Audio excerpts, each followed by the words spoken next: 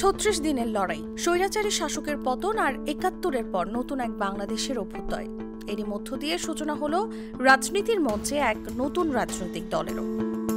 ২৮ ফেব্রুয়ারি রাজধানীর মানিক মিয়া এভিনিউতে এক নতুন ইতিহাসের সাক্ষী হয় দেশের মানুষ। আত্মপ্রকাশ হয় ছাত্রদের নতুন রাজনৈতিক দল জাতীয় নাগরিক পার্টি। তবে প্রশ্ন হচ্ছে, নতুন দলের পরবর্তী প্রক্রিয়া কি? দল গঠন করলেই কি নির্বাচনে অংশগ্রহণ করতে পারবে? নির্বাচনে যেতে কি করতে হবে নতুন দলকে? বাংলাদেশের যে কেউ চাইলেই নতুন একটি রাজনৈতিক দল গঠন করতে পারে, কিন্তু রাজনৈতিক দল হিসেবে আত্মপ্রকাশ করলেই সবাই জাতীয় সংসদ নির্বাচনে অংশগ্রহণ করতে পারে না।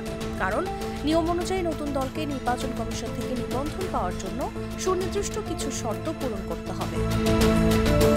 বাংলাদেশের নির্বাচন বা ভোটাধিকার সম্পর্কিত যতগুলো আইন আছে তার মধ্যে একটি হলো রিপ্রেজেন্টেটিভ পিপলস অর্ডার বা গণপ্রতিনিধিত্ব আইন। সেখানে অধ্যায় ৬ ক-তে রাজনৈতিক দলের নিবন্ধনের কিছু শর্ত আছে। এই উদ্দেশ্যে নির্বাচন কমিশন রাজনৈতিক দল নিবন্ধন বিধিমালা ২০০৮ শীর্ষক একটি বিধিমালাও প্রণয়ন করেছে। সেখানে ৩টি শর্তের কথা বলা হয়েছে। নিবন্ধন পেতে হলে সেগুলোর যে কোনো একটি পূরণ করতে হবে।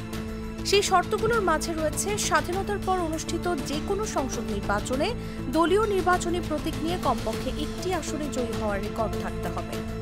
যে কোনো একটি আসনে দলীয় প্রার্থীকে মোট প্রদত্ত ভোটের ৫% পেতে হবে। কেন্দ্রীয় কমিটি সহ একটি কেন্দ্রীয় কার্যালয়, অন্তত ১/৩ প্রশাসনিক জেলায় কার্যকর জেলা কার্যালয়, অন্তত ১০০টি উপজেলায় কার্যালয় এবং প্রতিটিতে সদস্য হিসেবে অন্তত ২০০ জন ভোটারের তালিকাভুক্তি থাকতে হবে।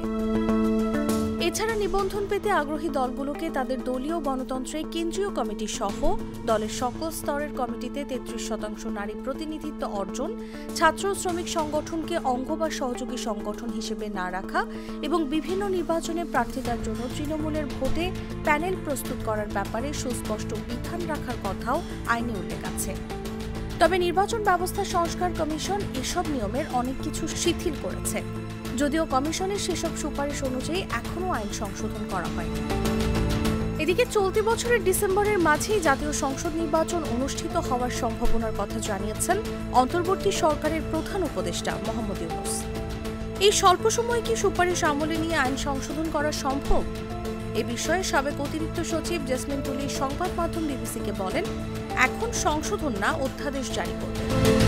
অর্থাৎ নতুন দল জাতীয় নাগরিক পার্টিকে যে কোনো নির্বাচনে অংশ নিতে হলে আগে নির্বাচন কমিশন থেকে নিবন্ধন পেতে হবে এবং তার আগে নির্বাচন কমিশন থেকে নিবন্ধন পাওয়ার জন্য সুনির্দিষ্ট কিছু শর্ত পূরণ করতে হবে। তাহলেই আসন্ন স্থানীয় এবং জাতীয় নির্বাচনে অংশ নিতে পারে জাতীয় নাগরিক পার্টি।